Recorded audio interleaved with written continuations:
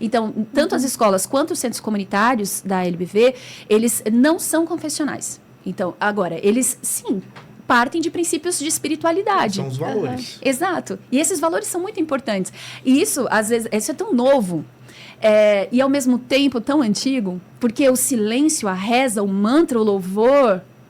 Tudo isso está na nossa alma, na nossa essência, na nossa história, né? O pessoal lá da história da ciência fala sobre isso, né? Então, primeiro foi um movimento religioso, depois filosófico, depois um movimento científico. Quer dizer, tudo isso cumprindo uma mesma trajetória, né? Então, sim, há a celebração. Existem momentos, por exemplo, eu sou professora de história na escola da LBV aqui em São Paulo. Eu dou aula para o ensino médio, meus alunos. E a gente faz, antes de iniciar as atividades, a gente faz um momento de oração. Mas que oração é essa? Então, eles, por exemplo, no caso dos meus alunos, eles são adolescentes. Então, é uma outra discussão já. Não é todo professor que faz isso, tá? Cada um segue um caminho, a gente compartilha essas práticas. Mas, por exemplo, a gente faz, no caso das minhas turmas, a gente intercala, cada um leva uma oração. E nem sempre a oração é uma reza. Às vezes é uma música, às vezes é um poema, às vezes é uma obra de arte. A gente fica lá uns 3 minutos, né? Refletindo. Mas o direito a essa espiritualidade, o direito a estar em silêncio, o direito a se conhecer, a não fugir de si, meu Deus, isso está muito negligenciado, está sendo arrancado dessas novas gerações, estão hiperestimuladas, né, o tempo todo. Enfim, então, sim, a LBV cumpre um papel, né, que está conectado à espiritualidade, mas não, ela não é uma religião. E aí, a religião de Deus, do Cristo e do Espírito Santo, que é essa quarta fase do trabalho iniciado por Alcírio Zarur, essa sim é uma tradição religiosa. Nós temos doutrina, nós temos celebrações. Templos. Temos. Já sorri porque eu lembrei da nossa sede espiritual. O Templo da Boa Vontade é a nossa sede espiritual. Ele foi fundado em 1989. Aliás, no aniversário de 10 anos da volta de Alcírio Zarur ao mundo espiritual. Ele é um templo ecumênico. Né? Ele é uma pirâmide de 7 faces. Fica em Brasília? Fica em Brasília, 21 metros de altura. É uma das 7 maravilhas de Brasília, não é? Isso. Não sei se vocês já tiveram oportunidade de ir. Infelizmente, eu nunca fui. Mas já... Ana, vá, você vai amar. Eu tenho muita A Ana vontade é de apaixonada por arte. É o seu lugar. É lindo, é lindo. Preciso ir. E assim, e a tradição, até é bonito, o irmão Paiva, quando inaugurou, disse assim, o ritual é não ter rituais. Então, as pessoas terem liberdade para expressar a sua fé, né? Então, é maravilhoso. Ele está todo conectado às simbologias do Apocalipse, né? Por conta da nossa raiz. São João, né? Isso, exato. E a revelação de Jesus por meio de João nos provocando a olhar para o nosso tempo, para os tempos anteriores e para o que há de vir, né? Então, é um templo, ele tem um ar futurista, né? No sentido... Mas, ao mesmo tempo, é uma pirâmide, né? Sim. Tão antigo quanto tanta coisa que a gente vem celebrando. E nós temos, pelo Brasil afora e em várias partes do mundo, as nossas igrejas ecumênicas, é assim que a gente chama, né? Onde nós fazemos as nossas celebrações, os nossos estudos, cursos e tudo mais. Tá. Paula, teve um termo que eu li bastante enquanto estava pesquisando sobre vocês, que era autonomia espiritual. Eu queria saber mais sobre isso, se é algo que você já mencionou um pouquinho na última pergunta, deu para perceber. Sim. Mas você pode aprofundar mais nisso, porque eu achei muito interessante, essa coisa da autonomia espiritual. Sim, isso é uma excelente pesquisadora. Muito bom, é isso mesmo, né?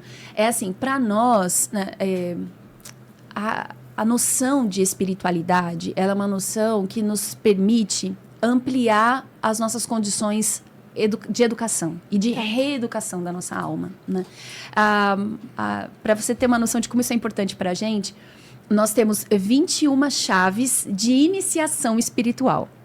Então, essa coisa da iniciação espiritual ao longo da história, ela foi bastante restritiva, né? Era para 3 ou 4, de uma classe específica, de uma cor específica, de um gênero específico. Quem é que era iniciado mesmo nos mistérios da existência, né? Uhum. Então, por causa da leitura que nós fazemos de Jesus, nós entendemos que a iniciação espiritual é um direito universal.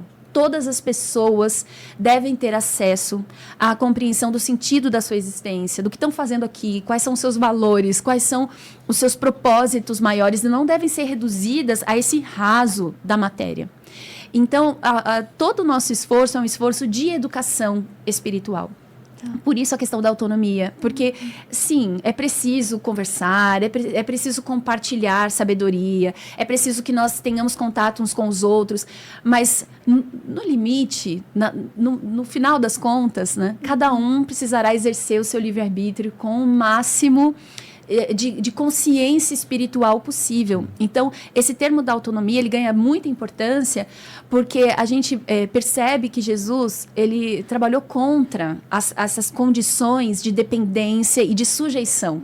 Porque muitas vezes a gente confundiu ao longo da história a liderança espiritual e a ascensão política, religiosa, filosófica com a manipulação das mentes, né? E é um caminho que exige muita coragem, porque você vai ter que se conhecer, enfrentar suas limitações, né? Por mais que esteja doendo, qualquer coisa que eu esteja sofrendo, e por mais que alguém tenha me prejudicado, isso acontece, né? A gente vive num mundo com tantas limitações. Há alguma dimensão aí que tem a ver com o meu aprendizado, com o meu crescimento. Então, sim, nós trabalhamos para que as pessoas tenham autonomia espiritual, para que elas tenham condições de olhar para a Bíblia Sagrada, né? Tenham condições de olhar para suas próprias vidas e para suas escolhas, entendendo de onde vêm, para onde vão e com que critério. Porque, assim, é claro, nós temos pregadores, né? Pessoas que fazem esse trabalho de suporte. Mas, por exemplo, a gente se vigia muito para não fazer aconselhamento, né? Porque a gente entende que as questões espirituais, elas estão num outro lugar. É claro que eu posso dizer, olha, Ana, eu tô vendo que você está sofrendo, você já considerou isso, aquilo, isso é uma coisa. Outra coisa é dizer, Ana, tome esta decisão sobre a sua carreira. Quer dizer, porque isso vai tirar de você um direito que é seu, que é da sua escolha. No final das contas, é você que vai ter que lidar com essas consequências, né? Então, no nosso entendimento, o evangelho todo está estruturado nessa direção. Jesus está empoderando as pessoas, tanto que quando ele volta ao mundo espiritual, ele deixa uma multidão de gente que não tinha nada, com uma capacidade de construir um mundo diferente, né? A gente está aqui, passaram-se 2000 anos, nós somos devedores dessa missão original, né? E o Apocalipse está todo estruturado nessa direção também.